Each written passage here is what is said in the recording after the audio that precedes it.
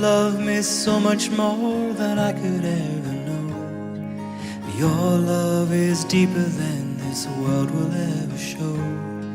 And all of life's beauty shines around this moment now. The sky and the cliffs, they seem to change my life somehow. And I will never be the same, will never be the same. Whoa,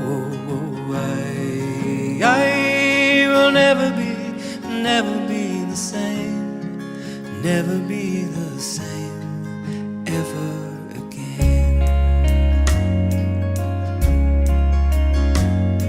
Well, here I am waiting, Lord, my life is just for you. Please unfold all the plans that you would have me do. And if all the world's just a breath and nothing's here to stay, then all of the love we feel will save us anyway. And I will never be the same, will never be the same. Whoa,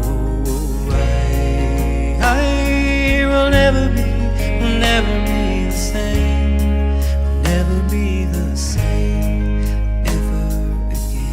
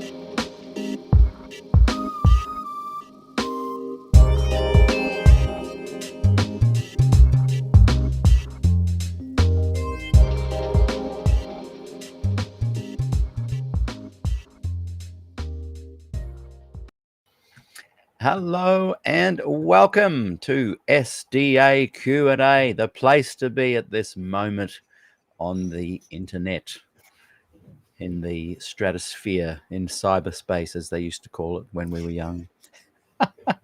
My guest today is Andrea McMahon. Great to have you with us, Andrea. Hey, Peter, how are you? I'm very good. As always, you and I kind of we'll share some ideas randomly and say, hey, we must do a show on that one day. And then the night before I say, let's do it tomorrow. And I do that purposely to allay people's fears. Yeah. It's so good, so good to have you here today. Just a couple of housekeeping things. Tomorrow we have Alexander Carpenter joining us. He will be sharing with us all the goings on of the GC, the big general conference, where Urton Kohler became the new president of the SDA Global Worldwide Church. And I think congratulations, good on him. And he will carry forward I believe, the traditional Adventist flag. And I'm looking forward to today's program because we're going to be talking about Satan as the scapegoat, which is an Adventist teaching. And really, I think it's one of the most unbiblical teachings they have. So it's important for everyone that likes to call themselves an Adventist, but differs with Ted Wilson and Urton Kohler on a few core doctrines. They still feel they can make it work, Andrea, and good on them. I think, give it a good go. Now, looking at the comments just quickly, Barry Ford. Peter stayed in Kurumbong Monday night. Oh, Barry, you stayed in Kurumbong on Monday night to see your wife's cousin over by the lake, but you're in Queensland now. Barry, why didn't you shoot me a message and say hi? Mind you, I did have a gig on Monday night, so I wasn't around from about 3 o'clock onwards. David adds, actually, this is important. I thought you were going to the other platform and I wouldn't be able to join these discussions again. No, David, that's only for our last program of the week. The Good News Fellowship is going to still on YouTube, but a different channel. We've set up our own channel. I'll just quickly bring it up so those that are watching can join us this week. Thursday, 6 p.m. 6:30 p.m. USA time, Pacific time, and Friday, 11:30 a.m. New South Wales, Australia. Every week now, we're going to be going to our own channel starting this week. We did last week. We went to multiple channels last week, but this week it's only going to the Good News Fellowship. And if you go to youtube.com/@gospel-good-news-fellowship, that's where we're going. The rest of the time here, SDAQ&A will be the usual times. Tuesday, USA, 6 p.m. Pacific. Wednesday, 6 p.m. Pacific, USA, and on Australia, the Wednesday and Thursday, 11:30 a.m. 6:30. Sorry, we've bumped it half an hour. I think that about covers it, and it's good to see everybody here today. Got a great bunch of friends and watching. So, and Motor Sapien. Sorry, everybody, for the big long intro. Motor Sapien, I got your email. Thank you. And we're going to get Motor Sapien on the show with Ray Doherty. Sorry. And just to basically discuss a lot of the ideas that Motor Sapien has that I think are very unique. And Ray has got kind of a bit of experience and knowledge in some of the topics that you do raise, Motor Sapien. So it's not going to be a challenge kind of discussion. It's going to be more of a tease out what it is that your unique beliefs are. So thank you for writing back to me. There was one last thing. Oh, yes, we're going to have a debate, the big debate, maybe next week or the week after, with Stephen Beagles and Frank Merendino. They're going to be talking about the validity of gospel Adventism. Is it a thing? Can it dovetail and mesh? I'm interested. I think Steve's watching today over on actually Frank and Stephen are watching today.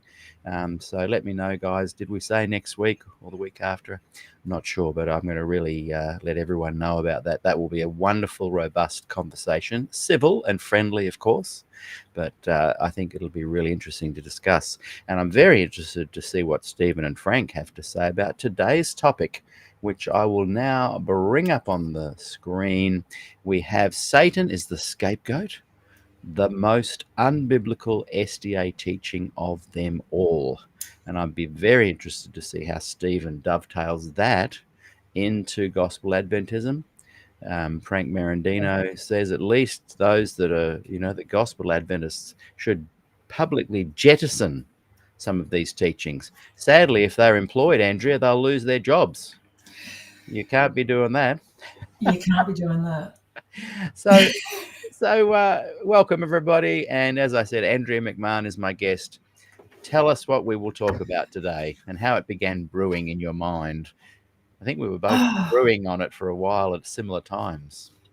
Yeah, well, it started 2 years ago, ish, when I started really properly questioning. Actually, I wasn't trying to question Adventism. I was coming back to Adventism in a way. I started going to church again. I found a really nice group of people, and I decided to actually study to, either say, yes, I'm all in, or I'm out of here. And that was around about the time, when I started watching a lot of those videos on cults, not Adventism, but cults, and then found some similarities in Adventism. And then all of a sudden I decided, okay, well, if there's all these people, are there any Adventists online that are doing a similar thing? And then you and Miles and all of those came up, and I started watching those. And so I was watching one of Miles' videos, and all of a sudden Satan as the scapegoat came up, and I went into shock that was actually one of our beliefs.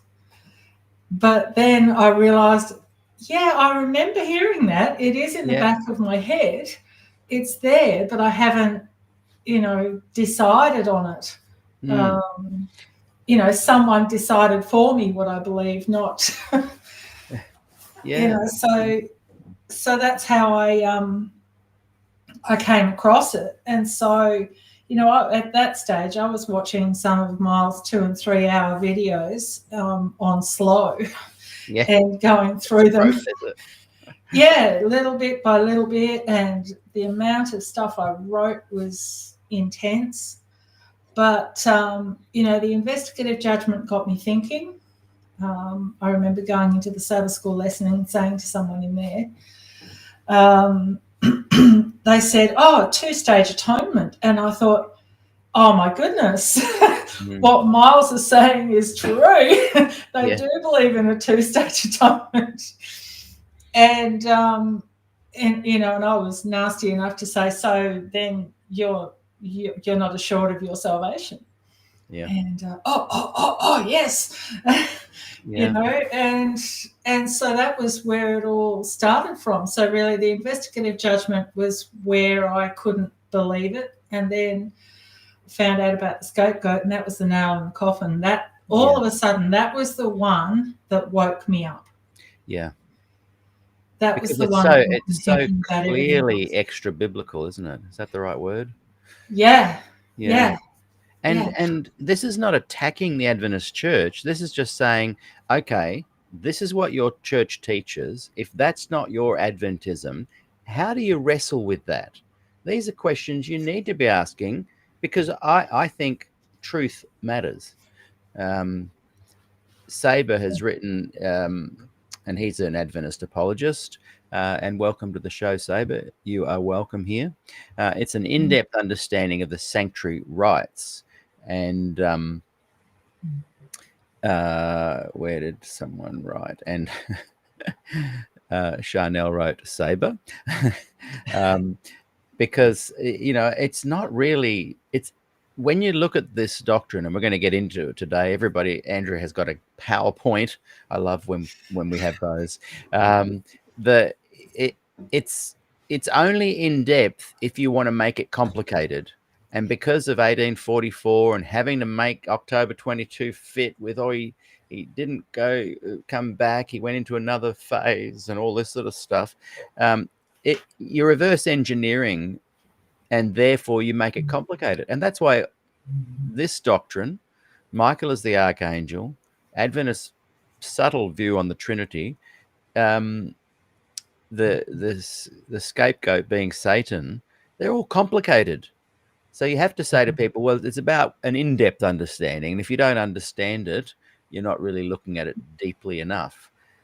And what I've found is when you look at the gospel just as it is, it's actually simple and it makes sense. Here's the sacrifice of the perfect lamb atoning for the sins. Done and dusted, atonement finished. So, yeah.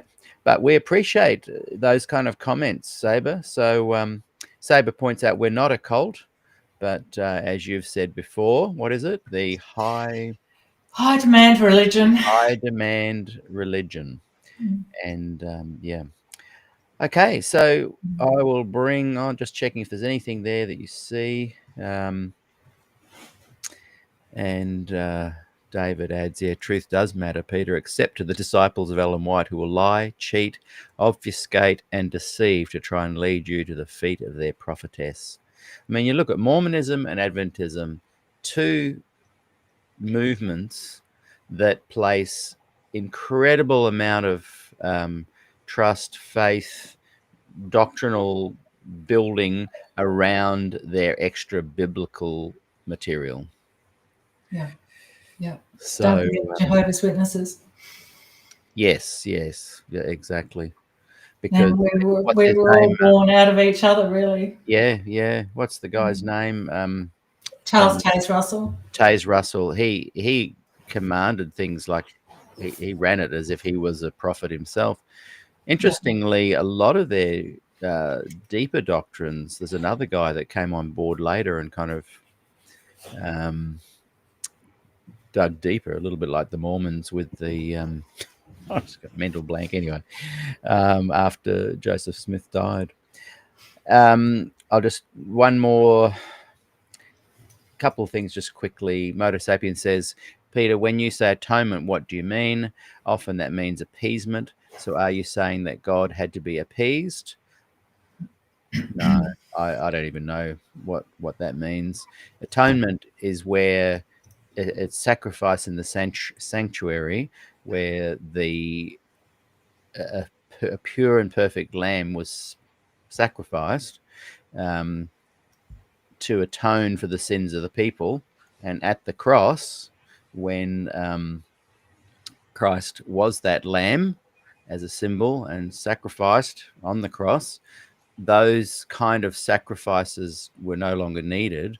And either way, whether it's appeasement or atonement or whatever way you look at it, it all belonged to Christ on the cross at that moment. It wasn't passed on to Satan to take out into the wilderness. And I know that Andrea's got some really good points to raise, so we'll get into that. One last thing. Maybe. Yeah, we're going to give it a shot. The scapegoat was not sacrificed, but was symbolically burdened with the sins of the people and sent away. Yeah. This is the way Adventists have tried to kind of water down this notion, but we'll get into that as well. Yeah, that's certainly in there somewhere. So. Yeah. Okay. Well, let's bring up the and what you're saying there, Moto Sapien, is a great one for when we have our discussion with Ryan. To be honest, those kind of words, are we appeasing God? You know, a lot of the old covenant stuff literally doesn't relate to us anymore, but we are aware of it because it brought people to that moment at the cross and entered in the new covenant. That's why a lot of people say, well, Jesus kept the Sabbath. Well, maybe, but only up to the cross. Everything changed after that. And I think... did he actually keep Sabbath the way he... Yeah, exactly. That's a moot point as well. Actually, Frank Merendino just writes, prior to Jesus' time on Yom Kippur, tell Gentiles the Gentiles would be enlisted to lead the scapegoat out of the city into a deserted place and leave it. It bore the sin of the community away from the community. It, along with the blood sacrifice, were about the removal of sin.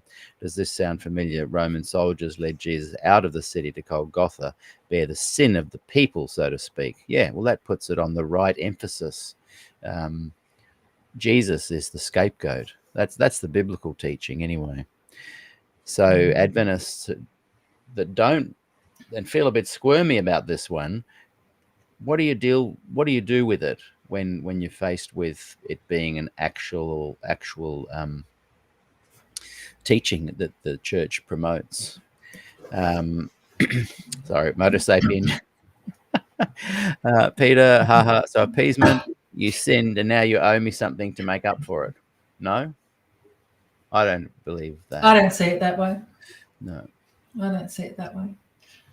There was consequences. Consequences aren't necessarily ours. They, I don't know what I'm trying to say. It's way over my head.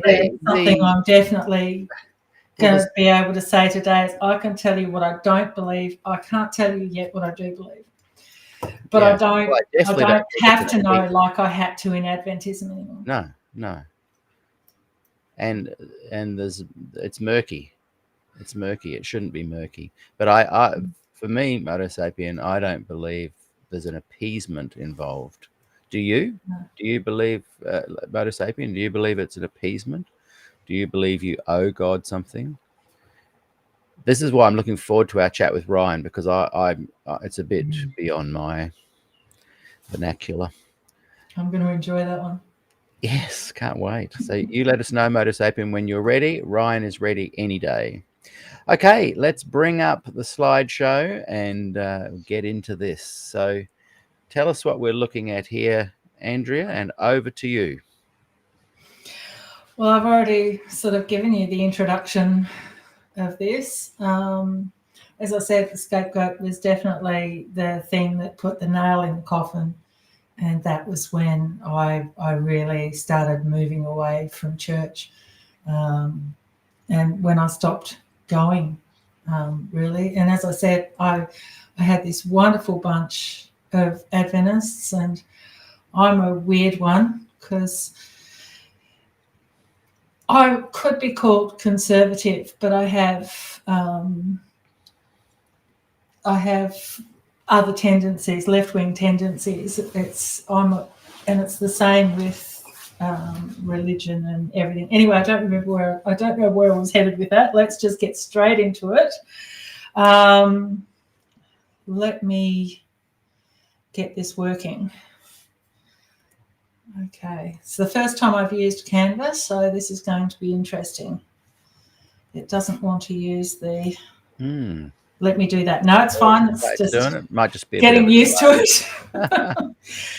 So you can't talk about any of these major doctrines without going back to the great controversy thing, because it's the way we think as Adventists. It's the way we view everything as Adventists. We look at the Bible, and when we read a text, we read that text in this framework of the great controversy thing. And so I just wanted to go through these fairly quickly. That's why I've put them all up on one screen. And the 4 doctrines that we're going to have a quick look at, more on the scapegoat than the other 3, but I still wanted to go through those a little bit. So the war in heaven, this is, tell me if I'm wrong, but this is where Christ and Satan had a bit of a tiff because, well, Lucifer, let's call him at this point. Lucifer was jealous of how Jesus was elevated to the inner sanctum of the Godhead, and he wasn't. He thought it was what he deserved, not what Jesus deserved. And this is where we call Jesus Michael so that we can sort of put the two of them on the same level. Yeah, that's the other one, isn't it? Yeah. That's the other one. So then the fall of man happens because, Lucifer gets kicked out of heaven, and his tail grabs a third of the angels with him and brings them down to earth. And so then, that whole thing happened with Eve and Adam and the apple or whatever it was. And then they're told that there's a plan of salvation put in place for them. Of course, the Adventist plan of salvation is quite a bit different, and probably there is where you could put the three angels' messages in as part of things. Then Christ's first coming. This is the one where you could put the nature of Christ in there. This one, I already didn't believe that Christ had a fallen nature, because as an Adventist, there's two groups of us. Some believe that he had a fallen nature and some don't. And that's all, because of good old questions on doctrine. They softened that one a little bit for us. Of my grandmother, great-grandmother and mother, mum was probably only 5, but they all converted at the same time. But they would have converted in post-question on doctrine, not pre. Interesting. Question on doctrine. And where my other, or around that time, and so it was still something that was going around, because there were people who were wanting to soften Adventism a little bit. I look at Adventism as penduluming. It goes from ultra conservative to getting towards ultra liberal, and then just keeps swinging backwards and forwards, and it never stops. I think what adds to that is my theory that there's two churches in one, essentially. There's those who have progressed and those who want to go back, and they both have their own pendulums going within those two circles. And then people get confused with standards. They go, oh, well, I don't drink coffee, and I'm actually very conservative. I don't go to discos. But I'm a progressive Adventist. We're not talking about standards. We're talking about theology, doctrine, teachings. Yes. Stuff that is separate, in my humble opinion, to people's choices on makeup, wedding rings, earrings, all of that sort of stuff. They're a different thing. But Adventists love to, as David said, obfuscate and make you think it's about that. I don't think it's a bad thing that it pendulums, because you can see, especially in Mormonism, that the ones that go complete right-wing, complete conservative, go back to multiple wives. And then that other thing where they kill each other to make sure that you're saved.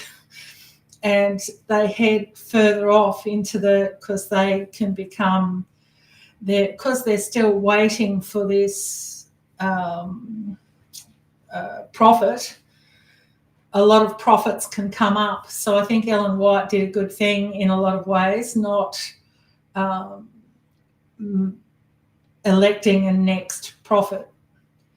Because I think it saved us a lot. I know David Koresh went wherever he went. Would have been a nightmare. I know some do, yeah. So some people still do. But I think that we've been saved a little bit as Adventists because she did that. So that's the thing. There's definitely good things she did. There's pendulum swings on political realms. There's pendulum swings to do with health and standards. And then there's the theology. So we've got almost 3 pendulum swinging things going there. And then in the progressives, they have their pendulum swings as well. It just makes for one big, mess of confusion. Yeah, but as I said, I think those pendulums are a lot safer than the road to the hard line That's true. and the really bad stuff. So Yeah, I yeah. hate those pendulums. They don't work for me.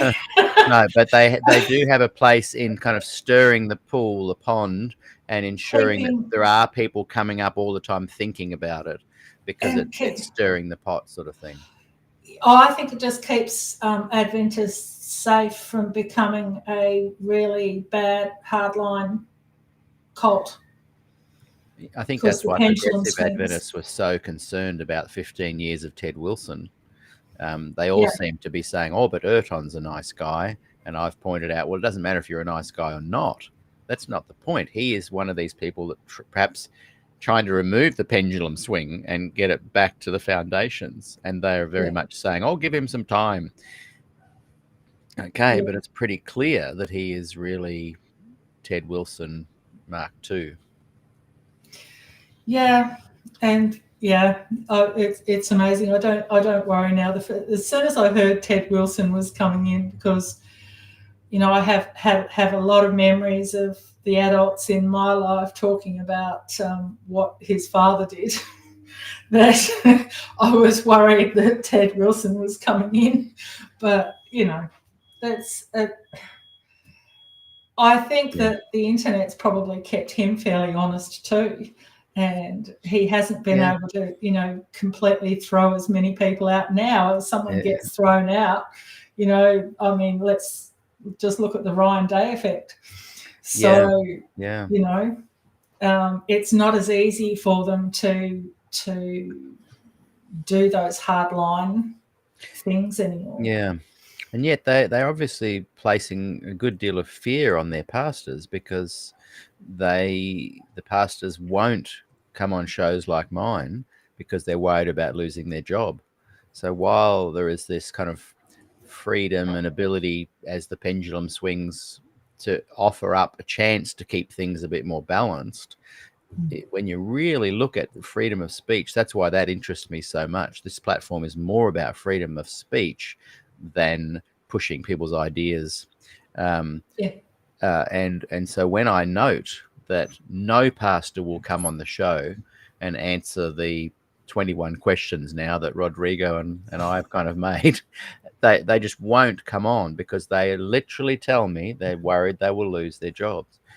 I would understand if only 10% came on, that's fine, but 0? So that makes me think, like, maybe although Erton seems to be having to be accountable to the internet and social media, and he's very good at understanding that and talking about that, the people's hands are still tied unless they're retired. Current employed Adventist ministers, the heartbeat, the pulse of Adventism, can't share their thoughts. Yeah. Like, none of them would come on and talk about the scapegoat. None of them would come and talk about Michael. None of them would talk about 1844. There are 21 questions that none of them will come on and answer. And that just indicates to me there's a problem. Yeah. Well, unfortunately, I do say that Adventism is a high demand religion, but I do believe it's on the lower end of a cult. It's just where I'm at, and information control, controlling the people, controlling the workers especially, is part of it. That's just the way it is. If you lose that control, really you lose Adventism, just like if you lose these 4 doctrines that are laced up here with the great controversy theme, you lose Adventism. And you only have to lose one of them. You don't have to lose, you can't take any of these out without the whole thing falling down like a house of cards. And so I suppose, seeing we're only up to number 4, we should probably keep going. Move forward. I'll interrupt less. That's fine. Then the Christian apostasy happened. This is when Christians started going to church on Sunday, and they started believing that the soul is eternal, and they're the things that Adventism fight against, I suppose. They're the big ones that they think caused apostasy. Then the Protestant reformers came in and they started to fix things. They didn't fix things completely, but they started to fix things. And then, of course, the Millerite movement showed up and they fixed things a lot better. Then, of course, the Adventists came in and fixed it proper, bringing in the heavenly sanctuary and the investigative judgment. I won't get into those just yet, but that's pretty much, that's the big one, really, the investigative judgment. Wouldn't have it if the Millerite movement didn't fail in Christ coming. Then the remnant church rises. So the one and only true church that's got its all right, because they what's that text? So they have the spirit of prophecy, and keep the people who keep the 10 Commandments and have the spirit of prophecy. Is that in Revelation? That's the one. That's the one. And then, of course, the end times conflict stuff comes up. Sunday law happens. And that is the point where that's the point where the scapegoat is released, I suppose, by Jesus. Jesus leaves the most holy and dumps the sins on Satan, and he carries those around on his lonesome on an empty earth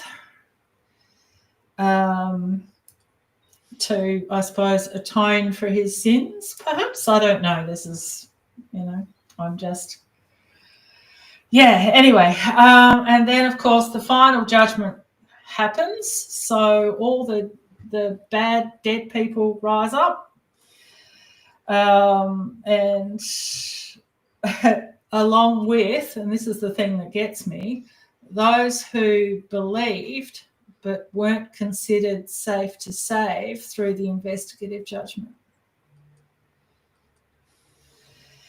And then, of course, they come up against the New Jerusalem and they're defeated, and then they're all thrown in the lake of fire along with Satan, the sins of the forgiven sins of the saints that are on him, and the sins of the wicked are on the wicked. They're still there, and they all go into the lake of fire and get burnt up. So these are the big four. Michael as Jesus. Yeah. So that's, you have to have that almost so that they could have this fight, I suppose. Jesus then becomes the, I suppose, the general, perhaps. Nature of Christ. So that it sets up the perfectionism and the end time proof. Scapegoat, being Satan. All those sins that have been taken up into heaven need to go somewhere. From my perspective, they stayed at the cross. They stayed wherever Jesus took them at the cross, and he bore it all. But if you have this two-stage atonement, you have to have this new way where sins go. And that's why the scapegoat needs to be Satan. Then, of course, the investigative judgment, we don't need to talk about that one very much today, but it's certainly a big part of it all. Mm-hmm. I've probably gone through all of this quite a bit, but... no, it's good to either recap or keep it in one place. Yeah. Yeah, this whole Michael situation, it's yeah. I don't know what I think about it. I know I don't believe it, but it brings Jesus down. He's all of a sudden he's on a level with Lucifer in heaven, and then he's been chosen to be elevated. But how can you do that when he is the Son of God? But he's the begotten Son of God on top of that. And I think he was already there. Yeah, that's a difficult one to work out.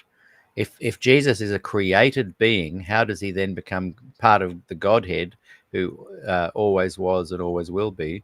There's just some anomalies there that make it difficult to explain.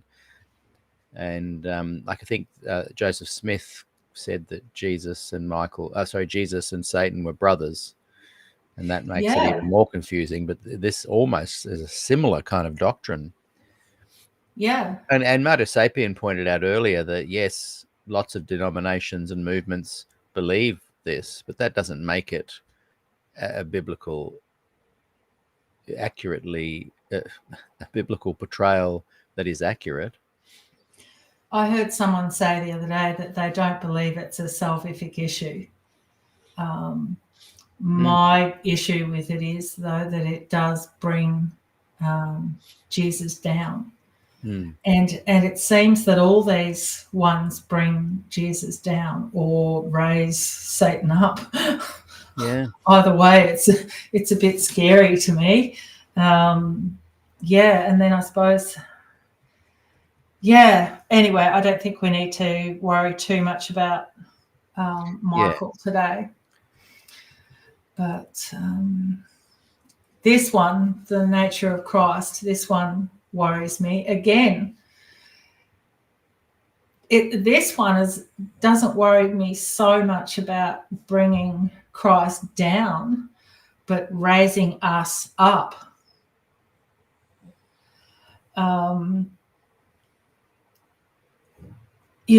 He becomes our example instead of our sacrifice. He's not that perfect lamb anymore. He's someone to emulate. How could we even consider emulating Christ, who has been with the Father from the beginning? We don't even know how good they are. We'd have to have, thousands upon thousands of encyclopedias worth of information before we can even conceive what it is, how good they are, and the sort of level that they're on compared to us. And yet we're meant to do what Christ did, because he was with a fallen nature. He was able to overcome sin. But even then, how can we if we overcome sin halfway through our life, what about those sins before that he never had, because he was the perfect Lamb of God? It's a big one, the nature of Christ. That really is the turning point that ushers in the progressive Adventists, because in the Questions on Doctrine book that we've talked about a lot, released in 1957, because what's his name? Barnhouse Walter Martin and Barnhouse were about to release and include Adventists in the four big cults, and Adventists got wind of it and were pretty upset about that. And so prior to that date, it's pretty clear that Ellen White taught, and the Adventist Church believed, that Jesus had the propensity to sin, whereas that book ushered in a new way of thinking that eventually progressed and allowed fertile soil for the Des Fords of the world to come and say, no, Christ was not a fallen being, but a pure, perfect part of the Godhead, and didn't sin as a pure sacrifice, not as an example that we must follow. Now, of course, Jesus is an example to follow, but not the salvation side of it isn't that he lived a life without sin, therefore we must do the same. Yeah. And that is a massive turning point in the Adventist history of publicly claiming and shifting their view that really upset the traditional Adventists. And for some reason, the progressives either don't know, they're ignorant, who knows, but they don't want to fully admit that they hold a different theology. They just don't want to admit that. No, well, yeah, it's just, as I said, this one, I was already on the other side as an Adventist. So this one happened a long time ago. I really believe that it's been 3 generations for me to get out of Adventism. My grandmother and mother, I know that my grandmother respected Des Ford, and she would send little tidbits and quotes from Des to Mum. So, I know that they were, my grandmother was actually the one who came into the church, and then she got her mother to come, and of course the kids came after that. But and they're the exact same ones that eventually got me out. So it's interesting. But yeah, okay. I think we're done on the nature of Christ, aren't we? And what we're, like Frank's pointing out, that it's in some parts of the New Testament it's not clear the nature of Christ, and the example of the nature of Christ is held by only a portion of Adventists, not all.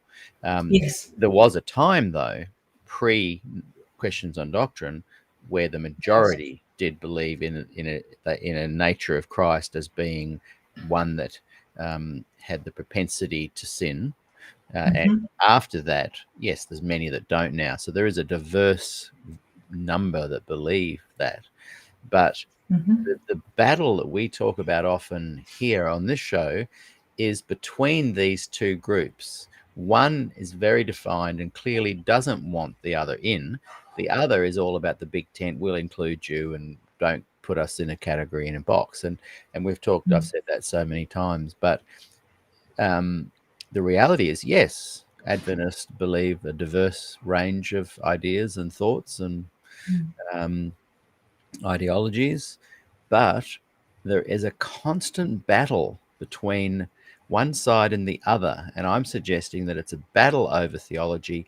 And what you just held up there about the nature of Christ is almost the tipping point that created a whole new possibility for the progressive Adventists.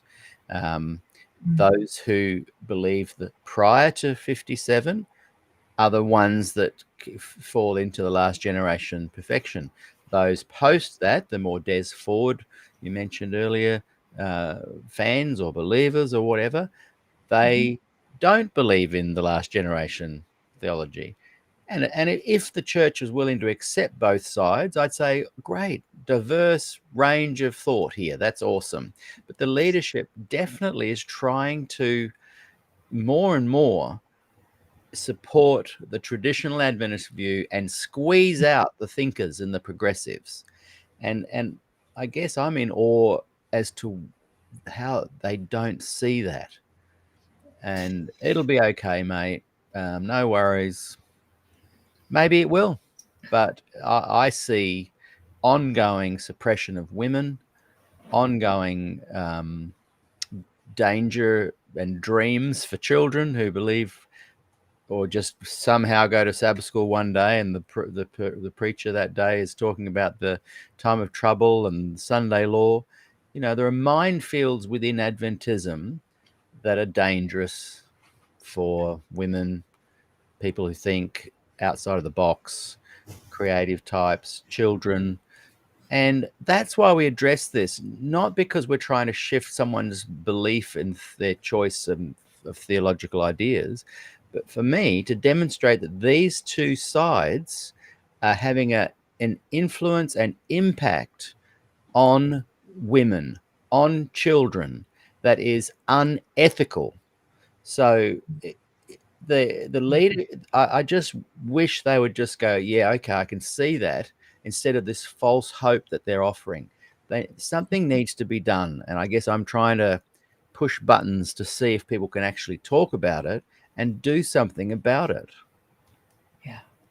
Yeah. Well, unfortunately, this whole us versus them thing that the Adventist Church has, it doesn't help.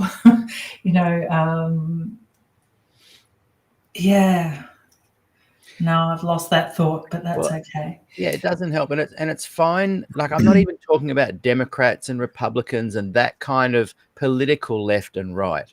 I'm not talking about standards. I'm talking about this unique kind of doctrine. If you tip one way, you're more inclusive and accepting. If you tip the other way, you lean into last generation theology, perfectionism, and create some nightmares for kids. It's the not addressing that there are two really distinct theologies that continues this garden of Adventism that is really not good for women and children, and for people who want to kind of think outside the box or share some ideas. They are suppressed, shut down, cookie cutter descended on them. That's what I speak of, not to try and change people's beliefs in the two, but and that's why I left. I've said it a million times. I'm sitting there holding 2-year-old Renee, looking at YouTube, seeing Jan Paulson get booed, seeing all the women's ordination thing happening, and I just had this thing where an older dad with a young child, I just felt this is not safe. No. And to hear all the progressives, oh, it's changing, and just give it time, and this person's a nice person. Well, 15 years later of Ted Wilson's style leadership,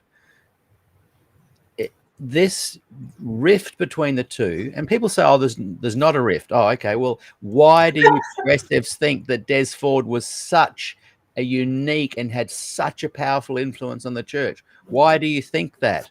Why did he have such a unique? Some call him the Luther of Adventism.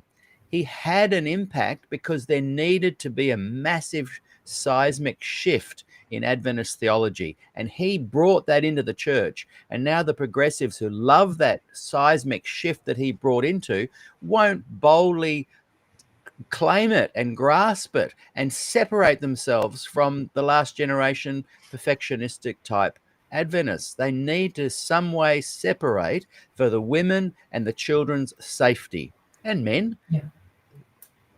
Oh, everyone's safety. I know that I didn't leave the church because the church hurt me. The church hurt me, but I was in the truth. So there's no way that I'd ever leave. The only way that anybody can really leave a high demand religion like that is to study the doctrines and to move away from it. Because if you're under thumb and you're being hurt, you're not going to leave. It's only through that. So, yes, I've been hurt, but I'm not blaming the church. I'm not, especially not blaming Adventists. No. I'll certainly look at the system with a magnifying glass, because you've really got to remember, hardliners, they believe that apostasy is now in the church. They said that we staved it off in, was it 1919 and 1888?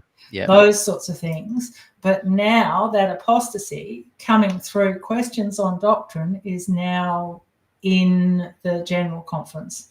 And so they believe that the church is, in some believe, again, I'm not telling you what every Adventist believes. No. Because there are groups all over the place. Yeah. But the apostasy is in the church, and there are apostates in the church. And they say wheat and tare grow together until the harvest, but no. They point their finger at apostates all the time. They kick them out all the time. And it's just that in many ways is what we're speaking about, is doctrines that aren't held by some but are held by others, and the impact it has if you're trying to be the person that doesn't believe in these IJ, the sanctuary doctrine, this Michael was Jesus, Michael became Jesus, the scapegoat, all of that stuff, this quagmire. So those who are trying to say, I don't want to be a part of that, are still being a part of it. So we're talking about teasing yourself apart. Believe whatever you want. Gospel Adventist, progressive Adventist, go for it. Believe your blend of Ellen White and post QOD doctrine and thought and forward theology. Awesome. Traditional, believe what you like, but get out of each other's hair, because you are seriously, my daughter's 12, nearly 13 now, and I left just soon after she was born because of this. That is too long, and it's been going for 70 years before that. There are people really being hurt, suppressed, unethical behavior is just going on, and there are people like the progressives who, don't put us in a category. It's time to be categorized. Stand up boldly for your kind of Adventism. Stand up boldly and stop putting women and children and men who, people in harm's way that will affect their mental health more than other denominations that are pretty benign. I will say a different thing to you, Peter. I will say stop hedging your bets and get out. Yeah. Stop hedging your bets, because you're worried that Sunday law is going to come in. And if it does, you know that it's only after Sunday law comes in that you have to keep Sabbath properly. Yeah. But then I ask you, how do you keep Sabbath properly?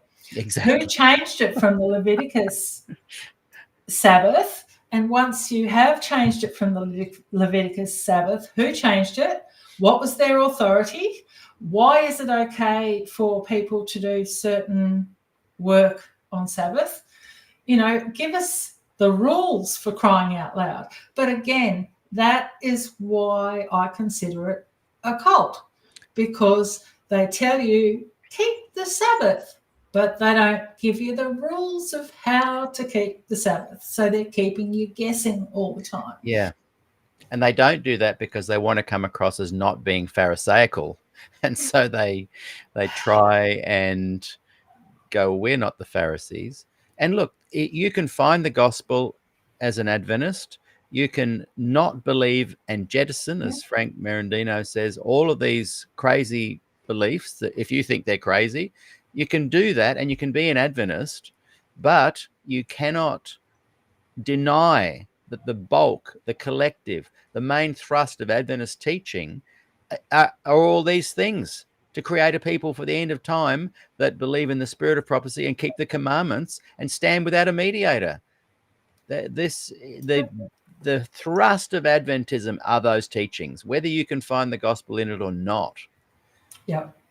And the reality is that, people say, well, my local church is lovely.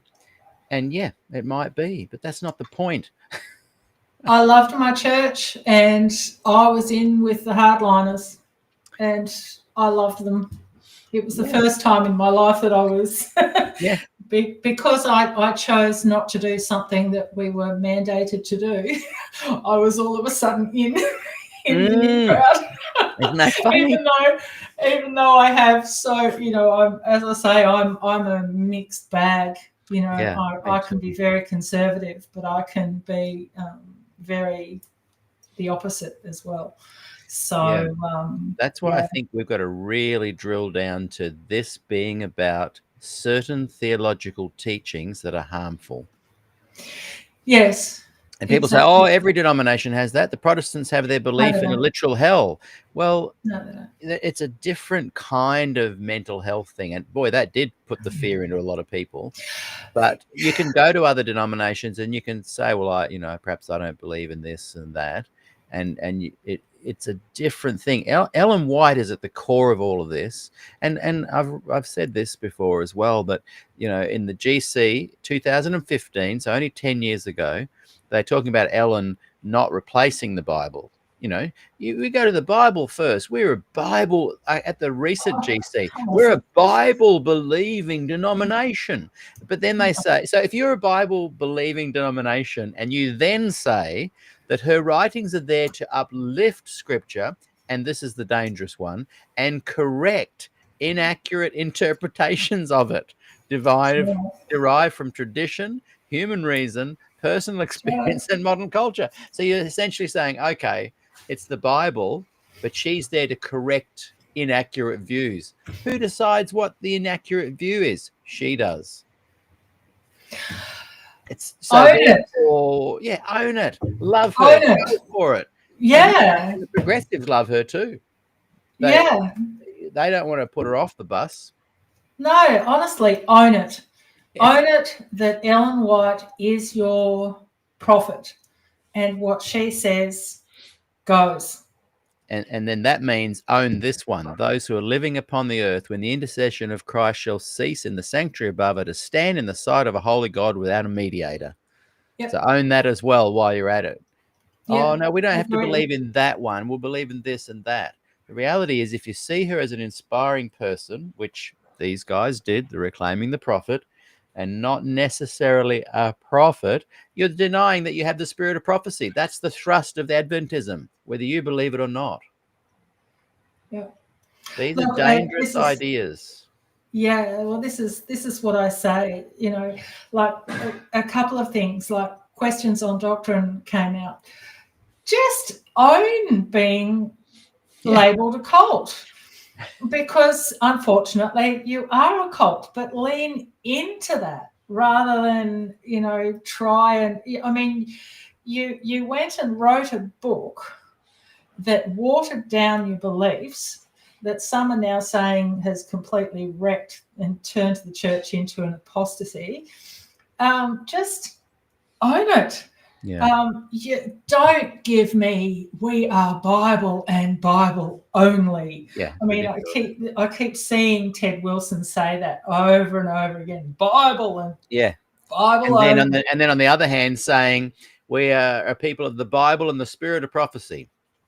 Oh no! Well, then don't forget John Lomakang in that video that I put up on my channel. Which, by the way, go and check out the channel that Andrew is talking about. Where is it? I'll bring it up on the screen. One day I'll get some more content. I just have to get my new computer together. I've got 2 laptops and both of them are completely full. What's great is you can monetize that channel on just that one video. Oh, yeah, exactly. Ridiculous. I've got 1,500 hardline Adventists that follow my channel now. Yeah, I know. So we'll have some fun with that. We'll have an opening live. Just while I'm trying to find it to bring on the screen, just tell people what your channel is, and then we'll go back to what you were saying about Lomakang. Oh, okay. Yeah. No, I was getting organised very slowly. I was happy for it to take 6 or 12 months before I did anything. So I set up a channel called Don't Eat the Haystacks. And then all the Ryan Day stuff happened, and Rachel and Danny and I were all of a sudden freaking out because they were starting to delete the Lomakang preemptive strike on I remember writing to you and saying, "Where's it gone?" And you said, "Lucky I've saved it." Yeah. So I downloaded a very bad copy, but I figured out how to download it, and I decided to put it up on my channel so that John said halfway through it, he says, "Oh, all these YouTubers, they put things up on the internet, and I hope you do, because every Adventist needs to hear this message." So every Adventist needs to hear that message, and they deleted off both their Yes. YouTube and their Facebook. Yeah. So it was and it just went crazy because everyone was looking for it and couldn't find it because it was being removed. And so I put myself in that position. So I've got 1,500 people. So yeah, we'll have to do a live on there, Peter, and show them who we really are. Yeah. You're going to be hated. Again, if there's hatred, then unfortunately that shows you up again being a little bit cultic. Yeah. You know, Motor Sapien just wrote, Pete, every time you bring up that quote about the mediator, I'll always ask back, what makes you think you need a mediator? I don't think we do. In the setting that Ellen White speaks of, where you stand alone and keep the commandments without a mediator to prove Satan's claim that you can't do that. You've got to prove him wrong. You can only do that if you're not a puppet on the strings. So that's the mediation I refer to. Yeah, I don't know what I believe on that yet because I'm not there yet. I'm only going through what I don't believe. My Christianity, if I can call it that, is so simple. I don't have major beliefs. All I have is,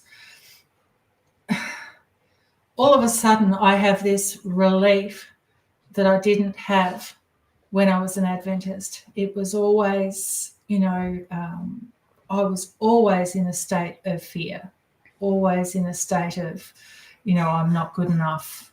And all of a sudden, that's just all gone. And that's what I believe in, is that difference coming out of Adventism. And, then I've been able to see little things. So there was a death in the family yesterday. Oh. And I was with Dad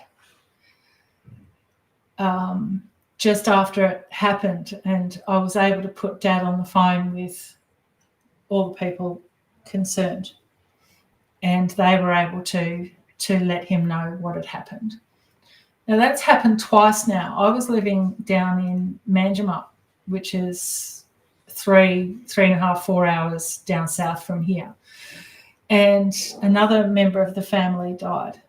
And I was in Perth and with Dad, and Dad was able to speak to them for the last time. Now, I believe in those sorts of little things, that was, there was no way I was going to go and see Dad yesterday, but all of a sudden I went and saw Dad yesterday. So they're the little things that I believe in. As I said, I'm just still shedding what I don't believe rather than adding anything new to it. Do I believe in the Trinity? Kind of, sort of, maybe. Yeah. I haven't got that yet. I don't know. It's just a slow. But I tell you what, I would love to be able to give this sense of assurance, a sense of peace, that's to all the other people still stuck in this mind-draining, soul-sucking religion that just wants you. I believe now that when it comes to a cult, I believe this is my simple way of thinking of a cult. It's what you can do for God is a cult, and we have to vindicate God's character. So, whereas being a Christian is about what God has done for you. Yeah, and I know I say that a lot, but that's what I've. That's where the gratitude comes in. Yeah. And Mark Anthony says, "Please don't leave Christ, Andrea. You're not suggesting." and the mediation that Motor Sapien was talking about. My point there is, that Christ will never leave the mediation role, and I think that Motor Sapiens' definition of mediation is more of a judicial one, whereas I view it more as a communication connection one, and I don't think that kind of mediation will ever go. It's that mediation between God and man via Jesus, but it's not one that I don't think I would agree with the legal association of being in a courtroom type mediation. That's No. me personally. No. No. And Motor Sapiens says, Peter, that's where the kicker is. I don't think Ellen G. White meant what the church told you she meant. Well, I've read The Great Controversy many times, particularly the chapters on this topic, and I would disagree with you there, Motor Sapien. I think she informed the church exactly what she meant, and they just parrot back to us the exact same thing. It's very clear in The Great Controversy that there are people being prepared for a certain time where they need to demonstrate that it is possible to keep the commandments, so that the people looking on, the angels and the other planets, can see that it's possible. And by doing that, this special people, this remnant, will vindicate God and prove Satan's claim that it can't be done wrong. It's very clear that that's what Ellen White is teaching, not that the Adventist Church got it wrong. Now, when you listen to Ford and Maxwell, you do get the impression that the Adventist Church has misinterpreted Ellen White, but I just disagree with that. I think those guys have seen the light, but were too scared to really push Ellen out totally. To me, it's all about getting rid of Ellen White. I don't mind if you keep her as an interesting person that had a huge impact on the Adventist Church, but there's nothing she said doctrinally that makes any sense when compared to the Bible. Yeah, see, I don't see Ellen White quite as that. I believe in a lot of ways she was used by other men to assert what they wanted the church to believe. I think that she at some stage realised the power she had and told them all to, get in their box. I believe that her husband was relegated to a small room in the back of the house. She was used and misused politically. Yeah. With regard to these doctrines that we're talking about, the mediation, scapegoat, Michael, the end of times, vindicating God, there was no manipulation with that. That is clearly her teaching. Yeah. I understand. I kind of see her in a different light now, almost, because, and I also see the leadership in a different light, because someone knows that it's a manipulation. Someone up there isn't necessarily a good Adventist. Someone up there, there's the brainwasher and the brainwashees. It gets to a point and you don't know who's what. It's definitely turned into a follow the money scenario now. And in some ways, I think that happened around 1919, where they just realized they couldn't reveal the truth. And so I 100% agree that her take and the manipulation is huge, and it's all about the money now. Motor Sapien adds, Peter, wow, that's a hot take. Ford and Maxwell, who don't see eye to eye, are wrong about her and scared to let her go. I agree, they have very different theological views, Ford and Maxwell. They don't see eye to eye, but both of them did not want to jettison Ellen White and held her in high regard. Perhaps if I said scared, that's the wrong word, but they certainly didn't want to let her go for one reason or the other. And I'm just suggesting that I think you've got to let Ellen White go. Let her go. In fact, if you look at biblical prophets, they spoke to people of their time. I can't think of any prophet that is an ongoing authority. Mike and Ryan did a really good live the other day that got me thinking about a lot of things like that. I've forgotten now what it was, my point of that, but they did a really good show and gave Yeah, I a saw lot of that. information the other day, which was really good. Anyway, let's get to Leviticus. Yes. You can't get around this. Both goats were spotless and they were chosen by lot. How do you get around that as an Adventist? I'd love to see that in the comments, because and every sacrifice had to be spotless. And if they're chosen by lot, both the scapegoat and both the scapegoat and the sacrificial goat were both spotless. Then if Satan is the scapegoat, he's then spotless. How do you justify that in your brain? Because I can't do it.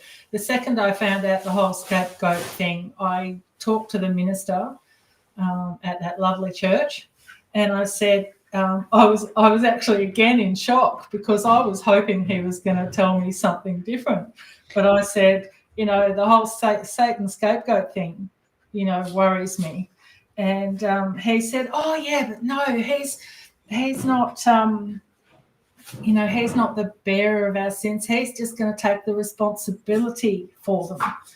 And again, I was in shock. Oh, okay. Yeah, again, this is actually what Adventists believe. And I know that it's terrible. I've been an Adventist all my life and I didn't exactly know what they believed. But now I certainly know what they believe. And I know that I don't believe it. Yeah. And it's something that I would definitely tell everybody. Go find out, learn, instead of it all being given to you in the back of your brain, especially the great controversy theme, go through it. Bring those beliefs that are just stuck in the back of your head, bring them to the front of your brain, go through them, test them, and choose to keep them or choose to throw them out. We need to be, instead of just choosing to, because I didn't choose to be an Adventist. Yeah. You were made to look as though you chose. And as Rachel said, oh, wow, how cool is this? We're in the remnant church. How lucky were we to be born into Adventism? Yeah, I know. Yeah. And Yeah.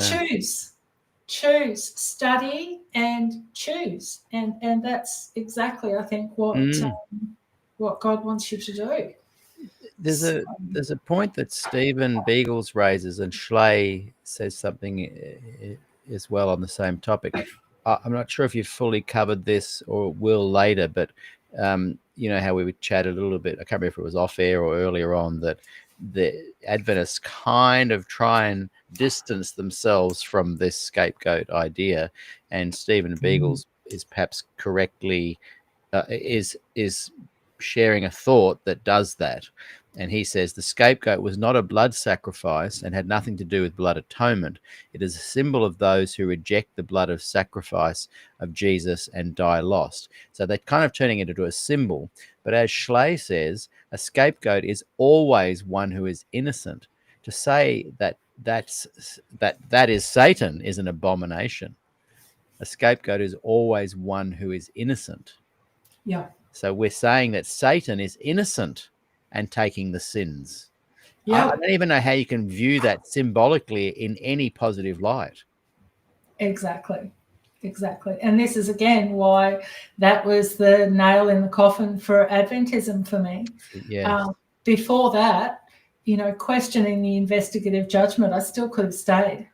I know that sounds weird, but even questioning the investigative judgment, I could have stayed. But Satan as the scapegoat to me is a blasphemy. That is it. So Like, I can't do that. yeah, just going to bring that up again. That was so well said, Schley. Oh, it's perfect. The scapegoat is, because I hadn't considered that. The scapegoat is always an innocent. So we're saying that Satan was innocent? The whole point of the cross is like, no, he's not innocent, and Christ is bearing the weight of all those sins once and for all, not a two-phase atonement.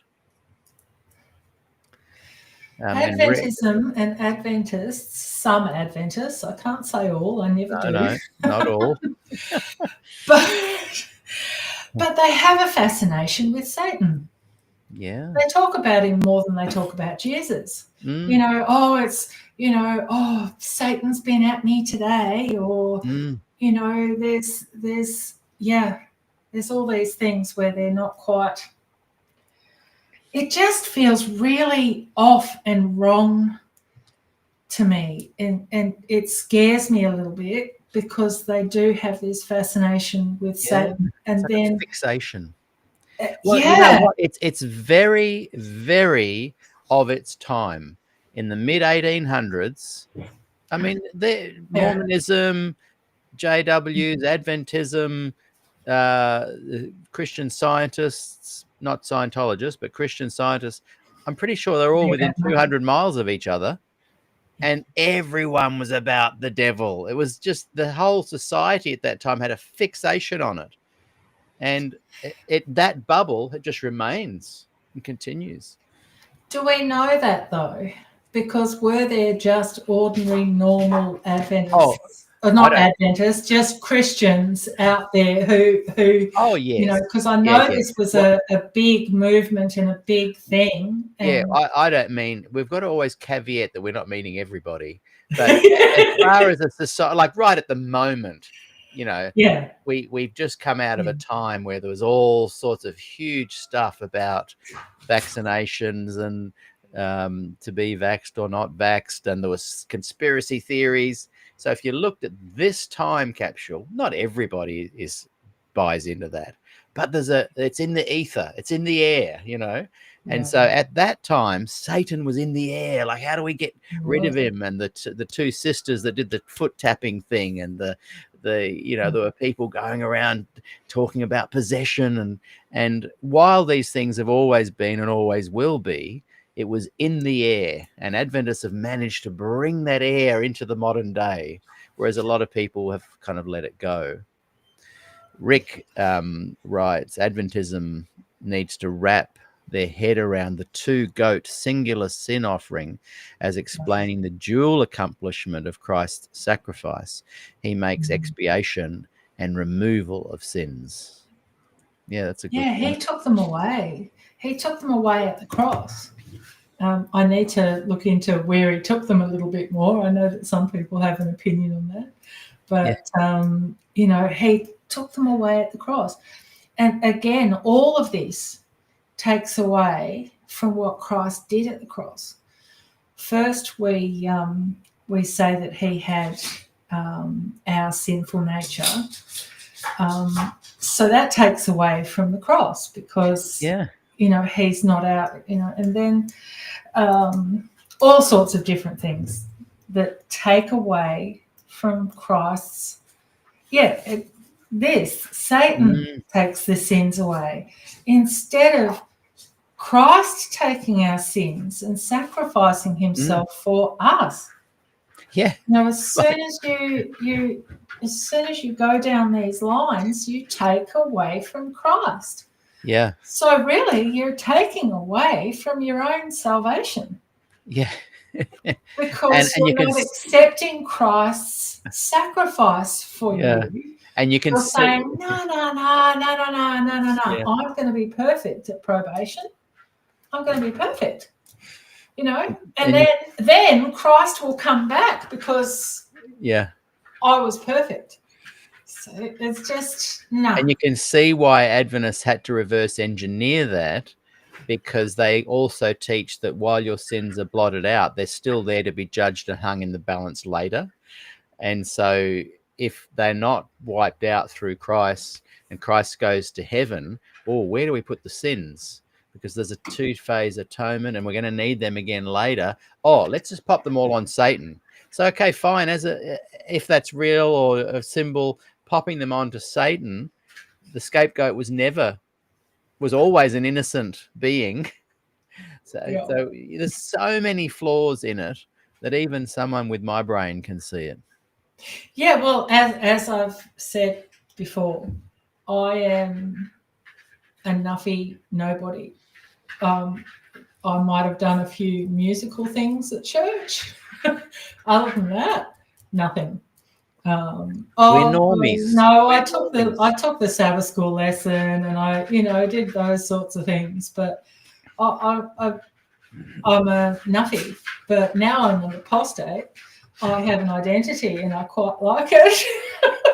And I'm going to quite enjoy putting a video or two up on Don't Eat the Haystacks, including a metaphor of what each layer of haystacks means. So, we're going to have a bit of fun. Oh, that sounds good. And don't forget to go and check out Andrea's great YouTube channel. Don't Eat the Haystacks. That's what it's called. Don't eat them. There's a comment that just confirms what you were saying there. Satan as the scapegoat is a demotion of Christ and an elevation of Satan. Yes.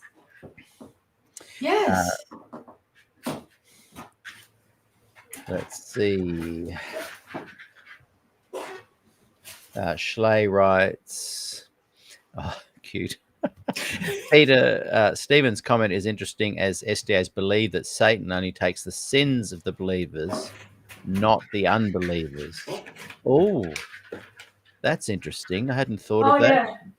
So and he's referring to Stephen Beagle's statement earlier, where Stephen said the scapegoat was not a blood sacrifice and had nothing to do with the blood atonement. It is a symbol of those who reject the blood of sacrifice of Jesus and die lost. But as Schley points out, Satan only takes the sins of the believers, not the unbelievers. Yes. See, there's another whole difficult thing for Adventists to have to explain there. Yeah, well, I kind of went through that at the front. This is why, to talk about the scapegoat, you have to talk about the great controversy thing. You can't leave the two separate. You can't have one without the other. You can't have Adventism without the great controversy thing. Yeah. It's impossible. And Angela makes another interesting point too, which I have heard before, but forgot that it's in relation to this scapegoat thing as well. I've heard it in other contexts, but not. I haven't drawn the parallel here. Angela says again, to have a scapegoat is to copy a Levitical system. Jesus is not a Levitical priest. He is way above, not from the tribe of Levi, but from Judah. Yep. Get a hold of yourselves. She's referring to the There's nowhere in the Bible that puts Jesus anywhere near the Levitical priesthood. There's nowhere. Yeah. And yes, but we don't say that. Yes, but you draw that. That's right. That image of Jesus as the Levitical priest. Yeah. And once you find out he's not, we'll remove the painting or whatever. Yeah. Jonathan S. says Adventism teaches a false gospel. So yes. That's another thing. If you're an Adventist, progressive, gospel Adventist, you've found the gospel within the ranks of Adventism, great, that's fine.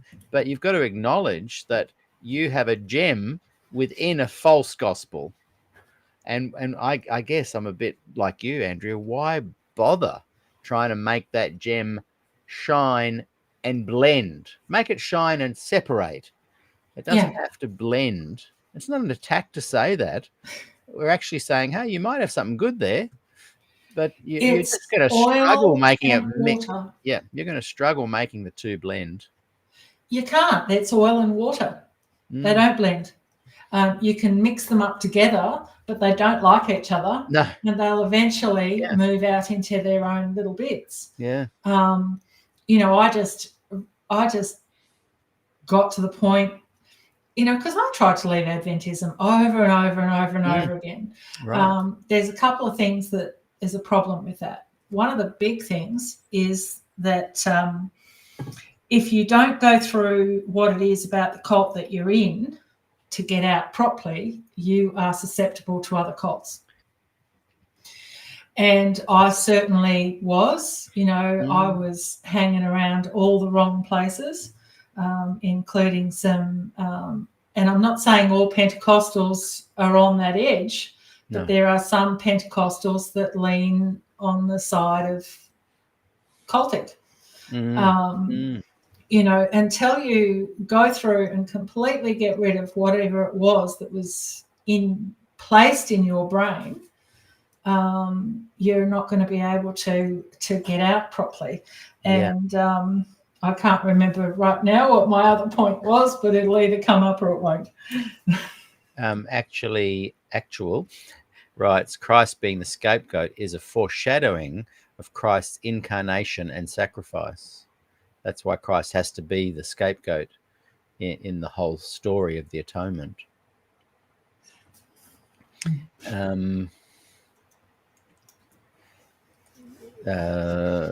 Jane writes, I saw something on Facebook from an Adventist that said, I was led by the Spirit to be tempted by the devil. It's classic. And Angela says, Peter, you mean His Satanic Majesty? I love all your rock and roll symbolisms, Angela. We must have been born at a similar time. Okay, back to the slideshow. Well, we've pretty much talked about the second slide anyway on the scapegoat. We've pretty much I'm really grateful that they've, because I was a bit worried that I wouldn't remember all the stuff. But yeah, anyway, so we have a look at some of the comments. Will I remove that and bring some of the comments? Hang on, just let me just quickly check see that. if there's anything else. I'll just bring up another comment while you're doing that. Patrick Opini, how you going, Patrick? Good to. I haven't seen you here for a while. Good to see you back. Jesus is after the priesthood of Melchizedek. The Melchizedek priesthood didn't do any of these sanctuary things. Melchizedek is both king and priest, which is different to Levitical priesthood. That's another great point. Yeah, thanks, Patrick. Yeah, that's just a recap of the great controversy thing. Yeah. And both Stephen Beagles and Frank Mirandino are watching today, and we're going to have hopefully next week or the week after, we're hopefully going to have a big debate between the two of them talking about these kind of things. So maybe take some notes there, guys, and we can dip into some of the scapegoat stuff as well. David, it's getting late for David. He's saying farewell. Thank you and good night, Andrea. Thanks for joining us, David. Always appreciate your thoughts and comments. Yeah, so I suppose the only other point that I have is that the scapegoat and all the other great controversy stuff, it's a mechanism to keep you in the system. Yeah. And, fear, it brings up a lot of fear, especially, and this is part of all that stuff that you talk about with the whole, you have to stand without a mediator. You have to, but it's not saying that you have to stand without a mediator. It's saying that you have to attain perfection, not a level of perfection. Yeah. Perfection. Yeah. Otherwise, right. Christ won't come back. Yeah. Until the last generation gets off their hands and prays enough, studies enough, so that the Holy Spirit will make them perfect. Yeah, that's right. And it's the process that they're needing to achieve now because when the time of trouble comes and probation closes, they won't even know that it's closed. And at that point, probation closes, and Jesus acts like a lawyer on behalf of those he thinks are righteous. And God says, okay, this is the righteous team, and the rest are lost. But neither side knows. The righteous are righteous still, and the unrighteous, whatever, stay the same as well. At that point, even though they don't know, Christ removes his mediation. And this is where Adventism, I still am trying to find the is it the smoking gun or whatever? They divide themselves a little bit here, and Ellen White's a little bit unclear. At that point, the chosen righteous, a lot of traditional Adventists say they can't fail at this point. But if they can't fail, that doesn't prove Satan's claim. They have to have the ability to still fail.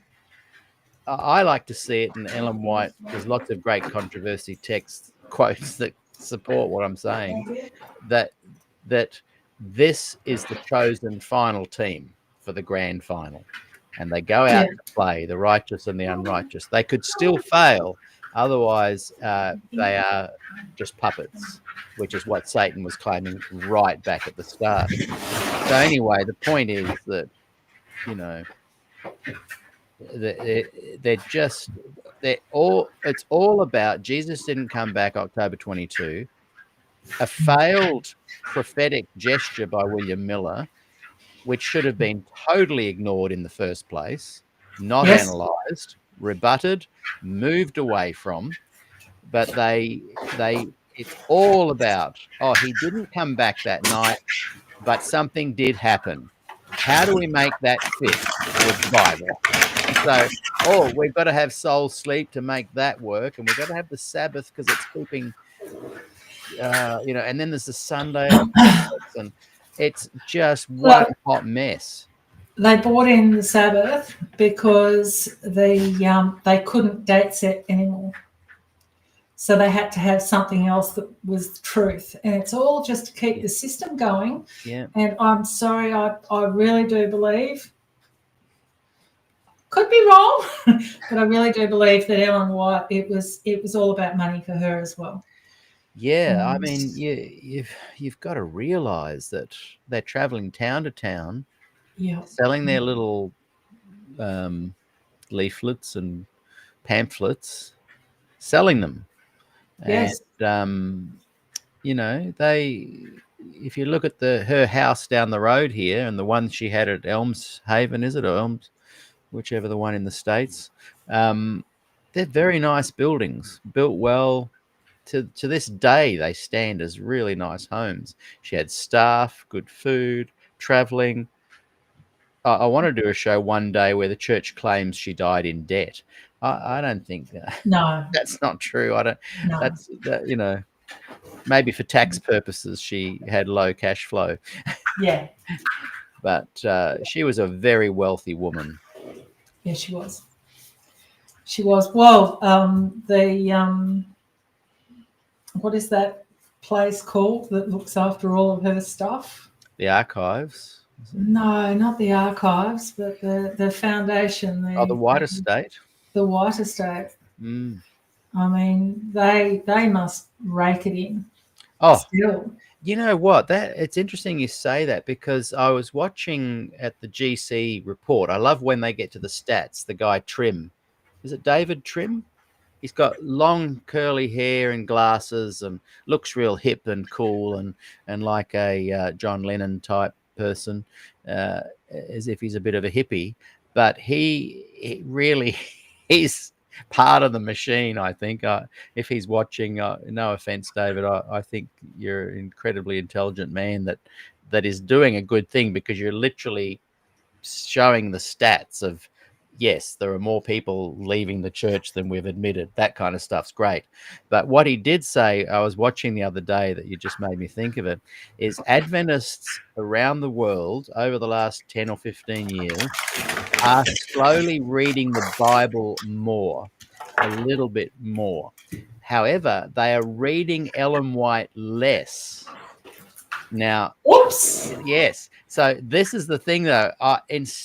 Instead of going, hey, that's awesome about the Bible, if people read Ellen White a bit less or not, that's okay. He said, this is not good. This is not good. We need to be reading Ellen White. And in my brain, I'm going, oh, this is GC talk for you need to be buying Ellen White books. Because, I'm sure the White Estate is its own entity, but I'm sure there's a lot of money going from them into the GC coffers in one way or another. Not only that, though, Peter, when you start reading the Bible and you stop reading Ellen White, you start saying, oh, where's that bit in the Bible that says such and such? And then you realize, oh, that was in Ellen's writings. It wasn't in the Bible. Yes, so we can't let that go. I'll do a show on it if I remember and play the actual clip. Yeah. No, sounds good. So pretty much we've discussed everything. The only bit about this contrast here. Well, when it comes to the gospel, what do Adventists call it? It's the everlasting gospel of the three angels' messages. And I was watching, because I watch a lot of Adventist content, I can't help myself. Anyway, this bloke, he's full on. I don't remember his name, but he was talking about how after church they're all going to go out and witness. And guess how they witness? They have a flyer on biblically cure yourself from diabetes. They don't go out there, come to Christ. It's all about the three angels' messages. So they hit you with the health message first, then Sabbath, because it's part of the health message, because the day off a week is important.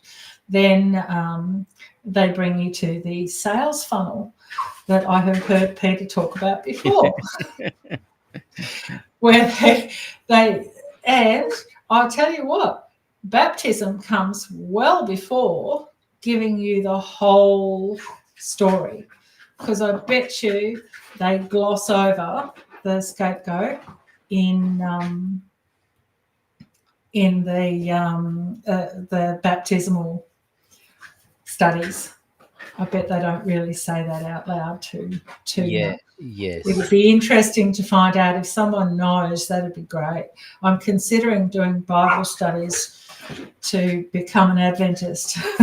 Yes, to see. Yes. To see we should do a show and invite a pastor to come on and give me an Adventist Bible study. Convince me. We won't get them. We won't get them. We did once, but it wasn't a pastor that came on. It was a layman that tried to give me a Bible study, but it was just all over the place.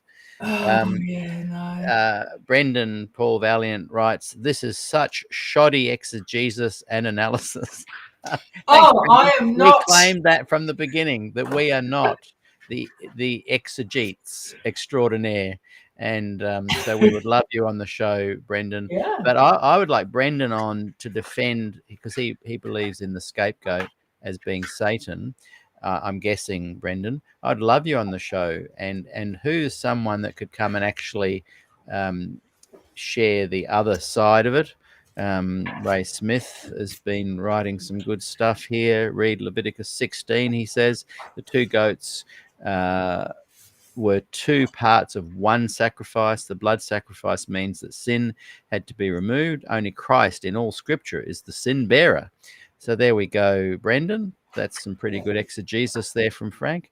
Maybe Frank would come on the show. I don't know. If you want more... Sorry, maybe Ray would come on the show and chat with you, Brendan. Let's put it out there and invite people that are, good at and doing. I do have receipts in hard form, but I didn't have quite enough time to put all the references. I was asked last night. I know, but I think even though we've just received that criticism, the conversation has been conversational and we've ebbed and flowed. If people watch this again, they will see there are many, many points where good biblical exegesis was actually done. And as I said, Ray in the Facebook comments is writing some incredible stuff. I'd love Ray and Brendan to come on at some point. Boy, in fact, I'd love to read all of what Ray has said out loud, but we're running out of time. So I will definitely go back and encourage those to join our Facebook group, where you can go to where the conversation has been today and continue that conversation there. You can do so on YouTube as well. This is a good stepping off, and I would encourage anyone to, as I said earlier, justify your belief, study your belief, actually believe it. Bring it from here, bring it to the front of your brain, look at it upside down, left, right, read Ellen White, read the Bible, and decide for yourself. That's what this is all about, is decide for yourself. Because as I said, I'm a nuffy nobody. I'm certainly not a Ryan Day with all of his wonderful, charisma and knowledge. I'm Come not on, you've got lots of either. charisma and knowledge. But I would suggest go and watch their videos because they're really, really good. You've got more subscribers than both of them put together. I won't have for long. And I think what I would say, what I would say to Brendan is, as always, this is conversation, dialogue, conversation starters. I would love people to come on and talk about this further. I know Ray is watching, and I've asked Ray many times. I would love Ray to come on and share his thoughts and views on a lot of topics. So maybe one day we can hope that that's true. Yeah. Well, any closing thoughts or comments you've seen? Oh, and thank you. Jane has just reminded everybody. Let me have a little look. I've been doing this lately. Those watching, where is it? How do I do that? I don't even know how. I did it once before. Right. So we've had about a quarter of the audience click the like button on YouTube, at least. I don't know about Facebook. Can you please lean forward and just simply click the like button? That really helps the algorithms, and I'd appreciate that. I was going to say, any bits that we've missed out or anything that you think really needs to be discussed further, I know that we've done our comments in the chat, but go to the actual comments on this video. Put it all down in there, and exactly, this is the start of my presentation. I'm just going to keep adding to it, over and over and over again. So tell me which bits where I'm wrong, where you thought I might have been right, and keep the conversation going, because I think this is a big one. This is one of the big ones, and there's a reason why they sort of hide it. Yeah, because it is the problematic one. It is the one, I believe, that gets people out of the church. Yeah, it could, like, as for you, it was the last nail in the coffin. Yeah, it was. Mark Anthony says, I enjoyed your conversation, Andrea. Motor Sapien, the goat of departure. Rick, your comments are spot on tonight.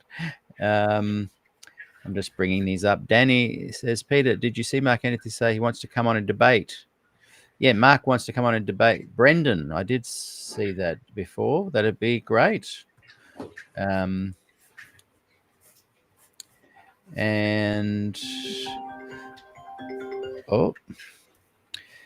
might have to get that. That's my daughter ringing from her watch. I just got to check that she's okay. But you can find us there, Pet Life Matters, on Facebook. The link is in the description. Go and check that out. Well, I've enjoyed today. I've even got a few thoughts that I might have a go at making a Canva, what do you call it? Screen sharing PowerPoint.